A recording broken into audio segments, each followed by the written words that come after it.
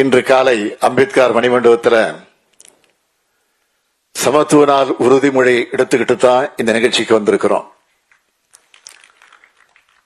சமத்துவத்தை நோக்கி நம்முடைய சமூகம் வேகமாக நகரணும். இந்த மண்ணில் இருக்கிற ஒவ்வொருத்தருடைய உள்ளத்திலையும் மாற்றத்திற்கான சிந்தனை வலுப்பெறணும்னு அந்த அடிப்படையில் தான் இந்த முன்னெடுப்பை எடுத்திருக்கிறோம். புரட்சியாளர் அம்பேத்கரை உயர்த்தி பிடித்து கொண்டாடும் இயக்கம் தான் திராவிட இயக்கம். அவர் எழுதின சாதிய ஒழிக்க வழி நூல 1930ஆம் ஆண்டே தமிழில் வெளியிட்டவர் தந்தை பெரியார் அவர்கள். அது மட்டுமல்ல, புரட்சியாளர் அம்பேத்கர் பெயரை அவர் பிறந்த மகாராஷ்டிரா மாநிலத்தில் இருக்கிற மராத்வாடா பல்கலைக்கழகத்துக்கு வைக்க போராட்டம் நடத்தின காலகட்டத்தில் இந்தியாவில் முதலா தமிழ்நாட்டில் டாக்டர் அம்பேத்கர் சட்டக்கல்லூரியில் பெயர் சுட்டினவர் நம்முடைய முத்தமிழறிஞர் கலைஞர் அவர்கள். இந்த பாதையில தான் புரட்சியாளர் அம்பேத்கர் நமக்கான அடையாளம்னு தொடர்ந்து முழங்கிக்கிட்டு இருக்கோம். சமூக நீதி, சமத்துவம், தலித் மக்களின் உரிமைகளுக்காக தொடர்ந்து போராடி வரும் புரட்சியாளர் அம்பேத்கர் அவருடைய பேரன் பிரகாஷ் அம்பேத்கர் அவர்கள் மக்களவையில 2 முறையும் மாநிலங்களிலே 1 முறையும் பங்கெடுத்து ஒடுக்கப்பட்ட மக்களுக்கான குரலை நாடாளுமன்றத்திலே ஒலிச்சவர். அவர் இன்னைக்கு நம்முடைய இந்த நிகழ்ச்சியில பங்கேற்று உரையாற்றியதற்கு என்னுடைய இதயமார்ந்த நன்றியை நான் தெரிவிச்சுக்கிறேன்.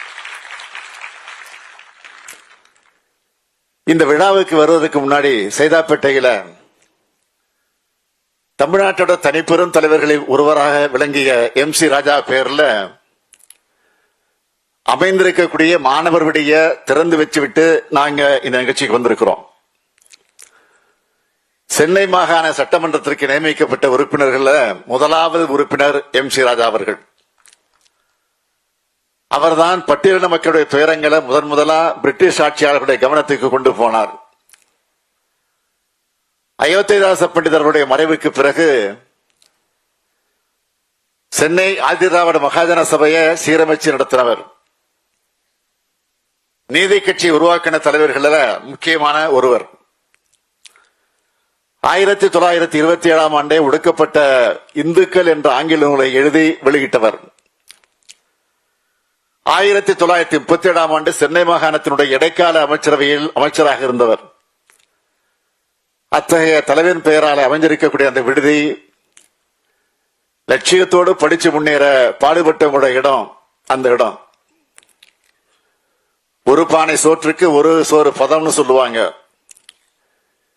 இந்த மேடையில நம்முடைய சகோதரர் திருமாவளவன் அவர்கள் மகிழ்ச்சியோடு வந்திருக்கிறார்.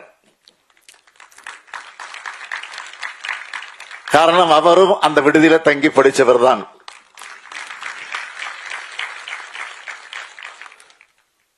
அதை திறந்து வைத்துவிட்டு அந்த கட்டிடத்தை சுற்றி பார்த்தோம்.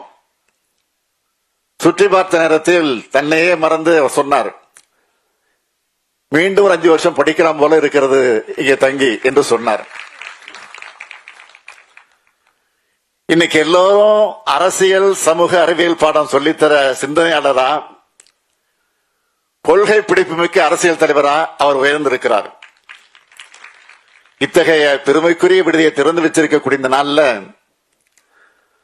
அந்த விடுதியில முகப்புறத்துல பெருந்தலைவர் MC ராஜாவுடைய மார்பளவு சில மிக விரைவில் வைக்கப்படும் என்பதை மகிழ்ச்சியோடு பெருமையோடு நான் இந்த நிகழ்ச்சியில் அறிவிக்கிறேன்.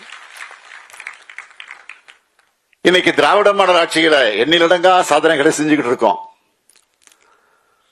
அதனாலதான் சென்னையில் இருக்கக்கூடிய பல்வேறு உயர்கல்வி நிறுவனங்கள்ல பயின்று வரக்கூடிய ஆதிதிராவிடர் மற்றும் பழங்குடியின மாணவர்களுடைய எண்ணிக்கை ஒவ்வொரு ஆண்டும் உயர்ந்துகிட்டே வருது. அந்த மாணவர்களுக்கு இந்த MC ராஜா விடுதி பேருதவியாக நிச்சயமாக இருக்கும்.